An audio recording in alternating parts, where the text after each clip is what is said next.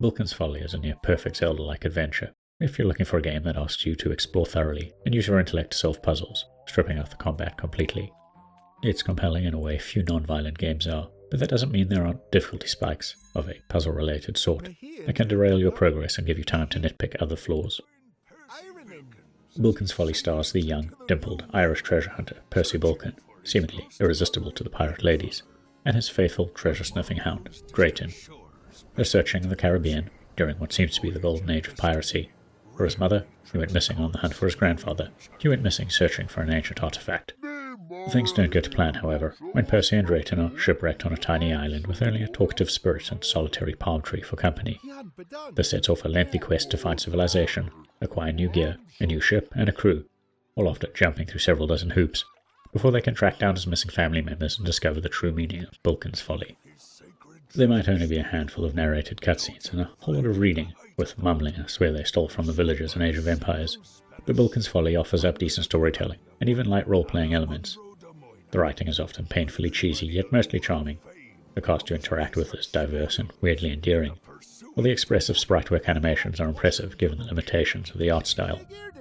Several times during the main quest, you'll get to make dialogue choices or decisions. They rarely affect the flow of the story, but they do alter many smaller interactions, lock you out of some areas for a while, and it feels like you're having an impact on both Percy's personality and the fate of several secondary characters. When it comes to the gameplay loop, it's worth noting up front that Bilkins Folly often feels like an endless succession of puzzles, with very few filler activities that don't rack your brain in some way. Earning coin from buried treasure, completing side quests for new gear, upgrading Drayton's abilities, and solving a chessboard-style puzzle are all but mandatory to complete a lengthy 15-plus hour story. It can feel intimidating when your journal eventually overflows with clues, treasure maps, and riddles, but you're constantly gaining new tools, abilities, and the experience needed to solve them. As someone who enjoys gaming on the Switch before bedtime, it's a taxing game that can put me to sleep in record time. But if you're in the right mood, Bilkins Folly is a lot of fun and far more engaging than the innumerable combat-free, farming or crafting-focused indie games that simply demand repetition and routine.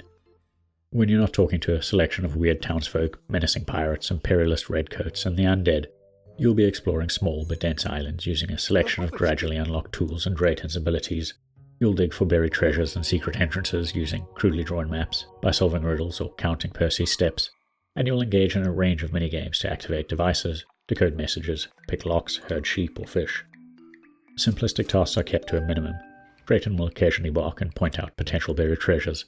Any part of the environment that looks vaguely like a circle or cross is also a prime target for some exploratory digging, or glittering rocks are a source of silver or gold nuggets once you have a mining pick. It's just enough to keep aimless exploration interesting, and provides ample opportunity to lavish praise on Drayton to boost his companion level. The upside to this design is that completing most quests feels like a significant achievement, as they're often multiple puzzle layers deep. You'll be searching for clues in the environment, reordering puzzle pieces, lining up crudely drawn maps, figuring out the correct landmarks in a riddle, using rulers and markers to plot intersecting lines on the overview map. All tasks that feel involved and engaging. Even simple dialogue-driven investigations will have a twist, like trying to spot a distinctive NPC in a crowd, or figure out how to reach them. Now, thankfully most minigames can be skipped after a few tries, albeit with a mocking trumpet tone I did not care for, and many have no consequence for failure. However, there were a handful of maps and clues on the critical path that left me stumped for ages, with no way around them. Now, the toughest puzzles are truly optional and force you to return later with new tools or Drayton abilities, but the consequence of this design is that whenever I was stuck on a main quest, there was nothing to do but double down on trying to solve it through brute force methods, or returning to it over and over again until something finally clicked. It was during these frustrating periods of no progress that I found it too easy to spot trivial flaws like repeating or misaligned assets in the environment. I found myself raging at the slow digging and mining animations. I questioned why the developers would use yards for the overview map scale, and I struggled to understand what was going on in the background to cause the Nintendo Switch version to chug so horribly and so often. Now, despite a few roadblocks that briefly stalled my playthrough, there are very few non-violent games out there quite like Bilkins Folly.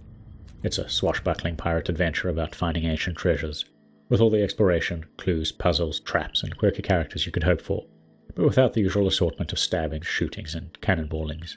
Oh, and no repetitive resource-grinding tedium. If that sounds like a good time to you, Bilkins Folly is easy to recommend, but if you're thinking of grabbing it on the Switch, maybe wait to see if the performance issues are patched out first. If you've got this far, please consider giving the video a like and maybe subscribing to our channel, as it helps us grow.